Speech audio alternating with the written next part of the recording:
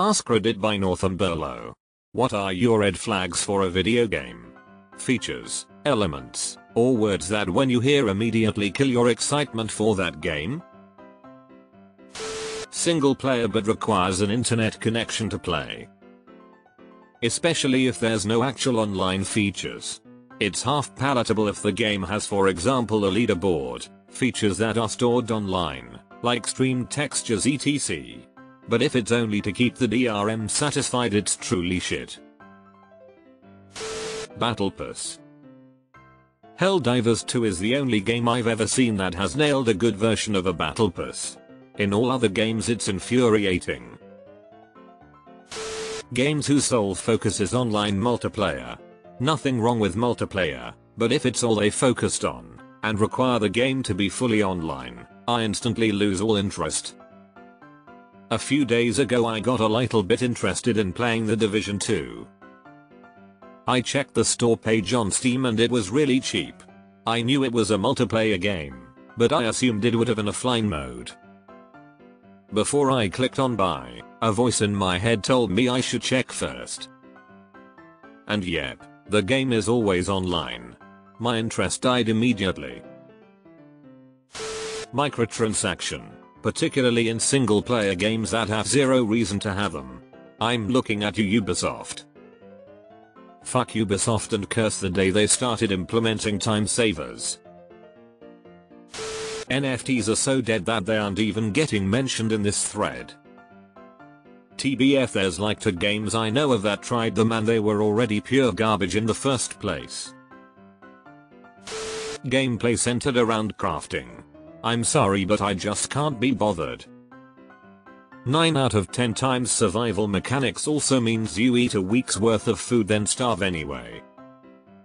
I'm always too lazy for crafting systems and just stick to making a few items I always use rather than learn new recipes for everything. When it comes to trailers, not gameplay footage.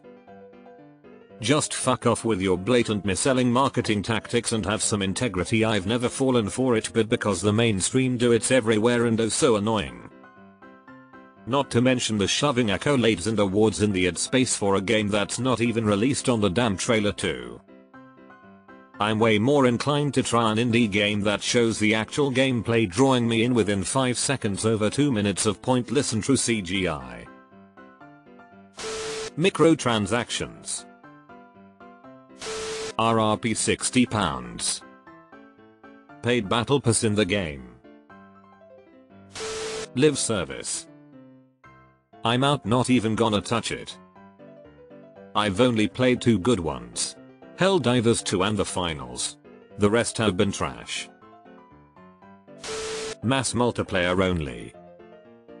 No single player or co-op. Just tons of people that can destroy your shit. Deleted. Deleted. Anything that has a battle pass system, but specifically when the reward requirements creep up to increase time played. The second it starts to feel unreasonable, I'm out. Any major game breaking bugs. I hate in-game transactions, especially in a game I already paid for. Yeah, I imagine microtransactions is going to be a big one for many people. Seasonal model. It's way too often a way half-ass what should be an expansion on top of a probably half-assed game at launch. Looking at the D Club here, Destiny 2 and Diablo 4. I hate PowerPoint cinematics so much it makes me ridiculously mad. Anything open world. It almost always ends up being repetitive and unfocused. Just filled with stuff so you have as much content as possible. I don't care how big the area is, I'm not impressed by hundreds of NPCs or a map full of trackers. It is much more fun to explore if I don't get the constant feeling that I do the same 5 tasks 10 times each. IDK if it would be accurate to call it open world, but if it is, then the one game I think did it right is Nier Automata. The world is just the right size. I'd say it's small for an open world, but it feels more immersive to me. Most of the quests weren't bad. Some were frustrating, but most weren't bland or lame. MMO is the big one. I spent a lot of years being hardcore as shit in games like EverQuest and WoW, but I'm not in my 20s anymore and I have zero patience for the bullshit grind and time sinks. Telling me your game has MMO-like qualities is just another way to say we couldn't be bothered to create interesting content, so instead we make you grind your ass off to get anything done. The grinding, the insanely shallow storytelling, the mind-numbingly boring quest lines, and having to restart the grind to get the new best gear every time an expansions comes out. Worst of all worlds lol. Boring gameplay or story and shitty performance. Rust and Ark are perfect examples. They run like shit and the gameplay is just so tedious and boring. You spend half your time doing literally nothing productive, and once you start getting productive, you die and lose everything. Is that a chunky Spiro? Mine are roguelike and procedurally generated. Very few games pull these off properly, and most feel lazy or like a waste of time to me. Have you ever played Returnal? It does a version of a procedurally generated roguelite exceptionally well. When the devs put more effort into adverts that look nothing like gameplay and making colorful hair for the NPCs instead of making a functional game engine. KSP2. KSP2 disappoints me so much. I still play KSP1 because mods are awesome, but the gap between what was hyped and what was released is huge. It's less buggy now, but a lot of the bugs seem like those in early KSP1. There was talk about a new planet rendering system, but various terrain issues suggest that it's PQS, same as KSP1, etc etc. Online only. Pass. Loot box. Microtransaction.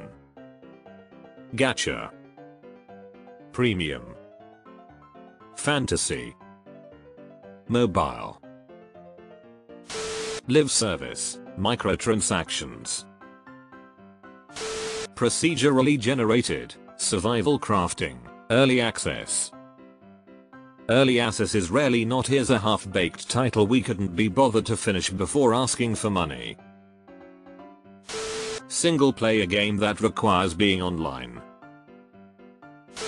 FOMO and requiring that you play the game every day. I don't understand how game publishers can assume that a player will play only their game for hours on end every day for years.